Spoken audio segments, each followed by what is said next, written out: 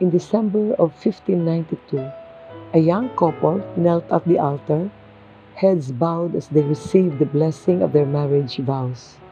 Baron de Chantal soon led his young bride down the aisle, and the two mingled happily with the guests in the great hall of the castle.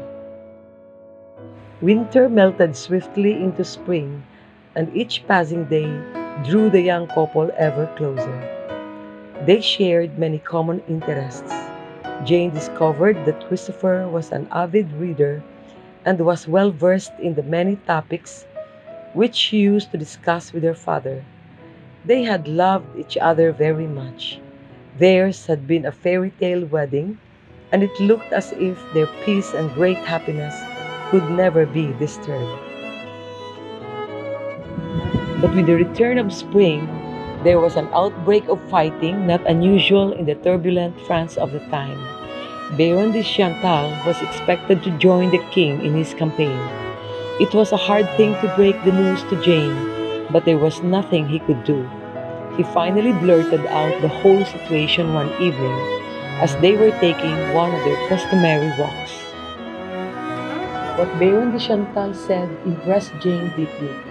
Slowly the knot of resistance melted, and she resolved not only to shoulder the burden, but to put every ounce of her strength and talent into doing a good job. She had now to run the family affairs. The Madame Jane de Chantal was specially gifted for organization and management. She had never cared for it, and always found the position distasteful. But this kind of burden would accompany her through her whole lifetime. A work which would embrace not just a household, but a whole congregation of dedicated souls. The estate was soon humming along smoothly again, as Jane tackled the huge task of giving a framework and form to the life of the people there. She called for a resident chaplain so that the household work began with the Mass. She was extraordinarily charitable. In times of famine, she had an outdoor stove and oven built to have a constant supply of hot soup for the poor and the hungry. She would visit the sick and the needy and had particular love for young mothers.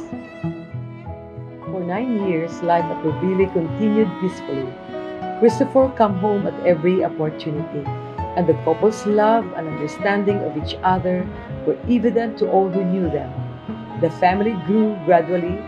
By 1601, they had 4 children. Months of mourning followed, which turned into 7 long years. Her father-in-law, wishing to console her, summoned her to stay with them at Montalon. She hesitated, but hoping to do good, she accepted the offer. She then continued to carry out her charitable works as far as she could. She set up a small school for children in the area and a dispensary for the sick, which she managed herself. Saint Jane Frances de Chantal, please pray for us and the whole world.